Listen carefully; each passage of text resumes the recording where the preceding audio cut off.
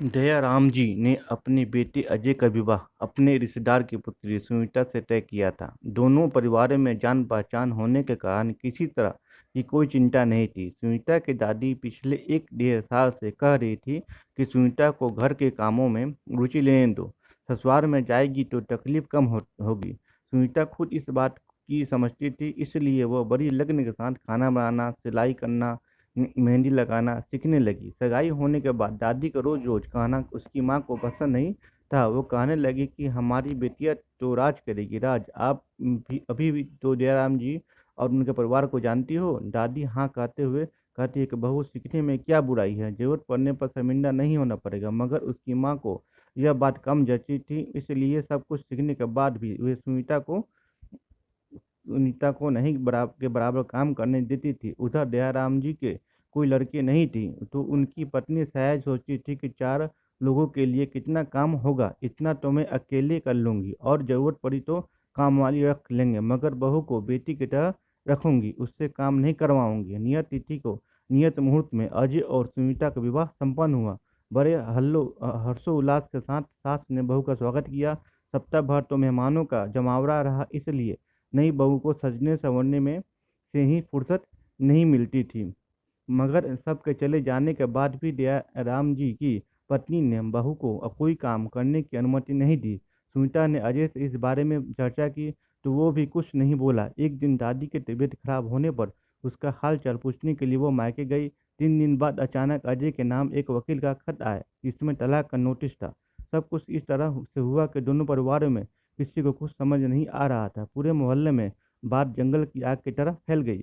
कोई अजय में कमी बता रहा था तो कोई सुनीता की, लेकिन असली वजह किसी को नहीं पता थी। दयाराम जी के एक रिश्तेदार, जिनका दोनों घरों से रिश्ता था, वे आए शाम को और दयाराम जी के पूरे परिवार को लेकर सुनीता के घर गए। वहां उन्होंने तलाक के बारे में पूछा तो किसी को कुछ पता नहीं था सिवाय सुनीता के। उन्होंने सुनीता से इस बारे में पूछा और सुनीता ने जो कहा उससे सबके आंख कान खुल गए। सुनीता ने कहा कि मैं एक बहू के रूप में उस घर में गई थी, मगर वहां भी मुझे बहू की जगह बेटी बना लिया गया। क्योंकि बेटी के रूप में तो मैं इस घर में रह रही थी, इसलिए मुझे उस घर में रहना अच्छा नहीं लग रहा था। अतः मैंने तलाक का नोटिस भिजवा दिया।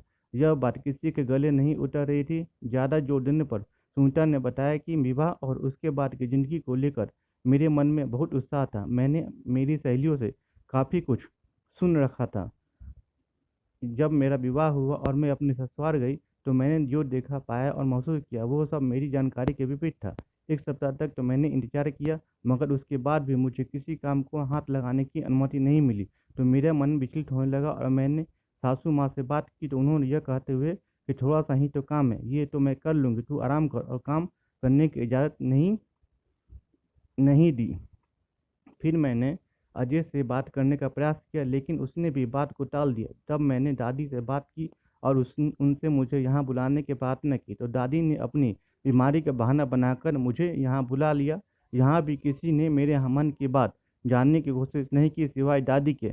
मैंने उन्हें अपने ससुराल में बहू की जगह बेटी बनने की बात बताई तो वह भी खुश हुई और मेरे सास ससुर को ढेरों आशीर्वाद देने लगी, जिससे मेरा चेहरा उतर गया। मैंने उतनी बात बताई तो उन्होंने वर्मा अंकल से कहकर आप लोगों को यह नोटिस भिजवा दिया। यह सब मेरा नहीं, दादी का किया कराया है। अब दादी ने बात कौन करे, मगर जरूरी था इसलिए सब लोग दादी के कमरे में गए। दादी तो मानो उन्हीं का इंतजार कर रही थी। छुट्टे ही बोली, दयाराम जी और सया जी, मुझे आप जैसे समझदार लोगों से ऐसी आशा नहीं थी। दयाराम जी जयराम जी ने हाथ जोड़कर पूछा, ऐसा क्या गलती हो गई, कुछ तो खुल कर बताइए। तब दादी जी ने कहा, शुरू शुरू किया, आप लोगों ने सबसे बड़ी भूल यह की एक बहू को अपनी बेटी मान लिया। मान लो वो ठीक, मगर आपने उसके साथ बेटी जैसे व्यवहार भी शुरू कर दिया। लोग बहू क्यों लाते हैं? ताकि वो सास का हाथ बताए, घर का काम करे, घर संभाले, ना कि दिन भर बैठी मोबाइल चलाए, टीवी देखे या पड़ोसियों से गप्पे गप्पे लड़ाए। यहाँ यहाँ थी तो सबके साथ 20 सालों का संबंध था, सब उसे जानते थे। विवाह से पहले वो दिन भर घूमती थी, सहेलियों के साथ बतियाती थी, तो सब ये मानते थे कि जो करती है वो करने दो।